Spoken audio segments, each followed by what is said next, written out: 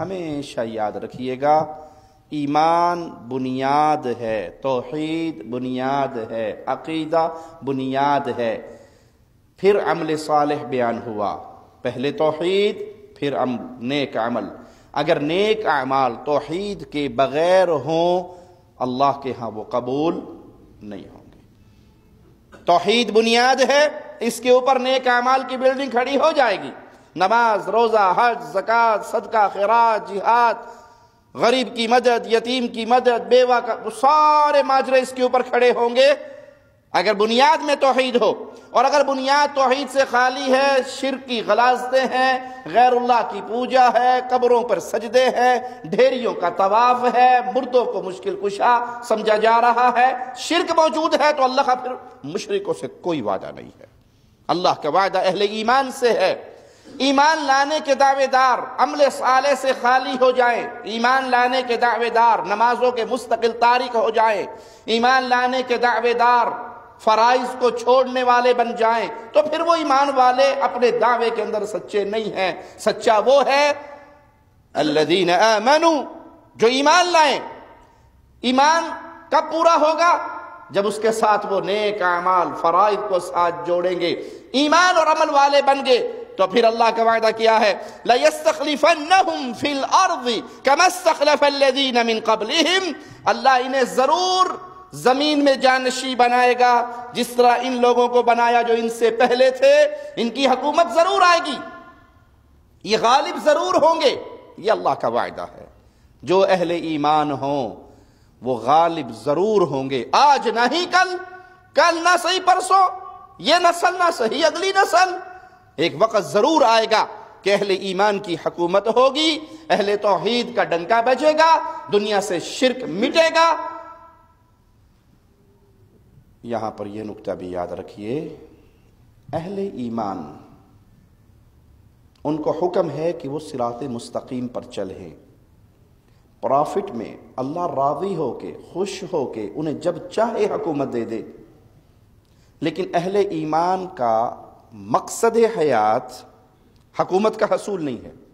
اسلام کی اس پوری دعوت کی بنیاد اور اس کا ماٹو، اس کا مقصد، اس کا نصب العین وہ حکومت پہ قبضہ نہیں ہے کہ ہم دائیں بائیں سے آگے پیچھے سے ہو کے بھاگ دوڑ کے کسی طرح کرسی لے لیں، یہ مقصد نہیں ہے، یہ اسلام کی سوچ نہیں ہے۔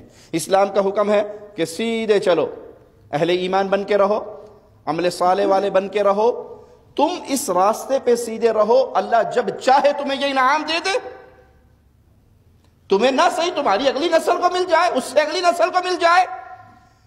کرسی کا حصول، حکومت کا حصول اور اس کے لیے صراط مستقیم کو چھوڑ دینا، یہ اہل بدعت کا طریقہ ہے، اہل سنت کا نہیں۔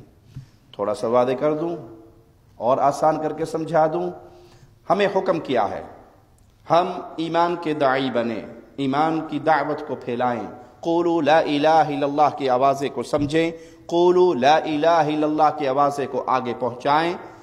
اللہ نے جو حکم ہمیں دیا ہے، جو طریقہ کار ہمارے آقا جناب محمد الرسول اللہ صلی اللہ علیہ وسلم نے ہمارے لیے مخصوص کیا ہے، ہم اس راستے پہ چلتے جائیں، حکومت ملے یا نہ ملے، مسلمان قوم ہو یا نہ ہو، ہم اس سیدھے راستے پہ چلے تو ہم کامیاب ہیں۔ اور اگر ہم نے مقصد حکومت کو بنا لیا، مقصد کرسی کو بنا لیا اور اس کے لیے وہ راستہ چھوڑ کے شارٹ کٹ مارنے شروع کر دیے، تو ہم اپنے اصل راستے سے ہٹ گئے، ہم ناکام ہو گئے۔ اور اگر اصل راستے پر رہے، ہمیں ایک بندہ بھی نہ ملا، ایک بندہ بھی توحید پر نہ آیا، ایک بندے نے بھی ایمان کو قبول نہ کیا، اور ہم ساری عمر وہ پیغام دیتے دیتے مر جائیں، ہم کامیاب ہوں گے یا ناکام؟ مثال دے کے سمجھا دوں، رسول اللہ صلی اللہ علیہ وسلم کا فرمان ہے کہ کچھ انبیاء قیامت کے دن اٹھائے جائیں گے جن کے ساتھ تھوڑے سے لوگ ہوں گے، کچھ کے ساتھ چند افراد ہوں گے، کسی کے ساتھ ایک یا دو شخص ہوگا۔ بعض انبیاء ایسے بھی اٹھائے جائیں گے جن کے ساتھ کوئی بھی مسلمان نہیں ہوا ہوگا۔ نبی نے ساری زندگی محنت کی، ساری زندگی سال ہا سال اپنی قوم کو لا الہ الا اللہ کا واضح دیا، قوم میں سے کوئی ایک بندہ بھی ماننے کے لیے تیار نہیں ہوا۔ آج کی زبان میں کہہ دوں، نبی نے 40 سال 50 سال 60 سال 100 سال 200 سال 900 سال 800 سال محنت کی، ایک ووٹ بھی نہیں ملا۔ اب یہ نبی فوت ہو گئے، اللہ کے پاس چلے گئے، کیا کہو گے؟ کامیاب یا ناکام؟ کامیاب۔ تو کامیابی ووٹوں کے ملنے میں نہیں ہے، کامیابی کرسی کے حصول میں نہیں ہے، کامیابی حکومت پانے میں نہیں ہے، کامیابی اس راستے پر چلنے میں ہے جو راستہ اللہ نے مقرر کیا ہے۔ کچھ لوگ یہاں پر گمراہ ہو جاتے ہیں کہ نہیں جی توحید کا پیغام چھوڑ دیں، اب سیاست، اب الیکشن، اب جمہوریت، اب فلاں طریقہ، اب یہ طریقہ اپنا لیں اور کسی طرح حکومت لے لیں۔ یہ مسلمان کا یہ نظریہ ہے ہی نہیں، اسلام نے یہ پیغام دیا ہی نہیں۔ اسلام تو کہتا ہے وعد اللہ الذین آمنوا منکم وعملوا الصالحات لَيَسْتَخْلِفَنَّهُمْ فِي الْأَرْضِ، ایمان لے کر آؤ، عمل صالح کرو، اس صراط مستقیم پہ قائم رہو جو اللہ نے تمہارے لیے مقرر کیا ہے۔ میں تمہیں ضرور اس دنیا میں جانشین بناؤں گا، تمہیں ضرور حکومت ملے گی، لیکن تم نے رہنا کس طریقے پہ ہے؟ جو طریقہ اللہ نے دیا ہے۔ اللہ اسباب کا محتاج نہیں ہے، وہ اسباب جب چاہتا ہے جیسے چاہتا ہے پیدا کر دیتا ہے۔